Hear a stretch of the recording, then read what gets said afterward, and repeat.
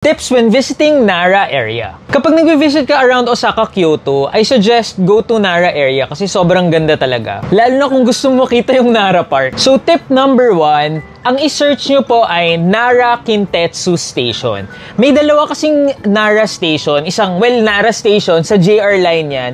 Isang Nara Kintetsu Station. Yung Nara Kintetsu Station po, yun yung walking distance lang papunta na ang Nara Park dun sa mga deers. Tapos guys, yung Nara Kintetsu Station din, yun yung kasama sa Kintetsu Pass tsaka sa Kansai Pass. So makakatipid ka sa transpo. Pero kung nagkamali ka na at sa Nara Station ka na napunta, pwede ka namang mag-bus for 200 yen. Tip number 2, dun sa Mochi Pounding Show, ang sabi every 30 minutes daw. Pero yung totoo, depende siya sa demand dun sa day na yon. So ang i-suggest ko po, daanan nyo muna, i-check nyo po kung what timing schedule kasi may nakapaskil naman dun. Dito na po kayo mag-lunch, tapos balikan nyo na lang po mga around 5 to 10 minutes before nung show kung gusto nyo makita. Syempre, bumili na rin po kayo kasi masarap po yung mochi na yun. Merong angko sa loob. Tip number 3, sa Nara, hindi lang mga deer yung pinupuntahan.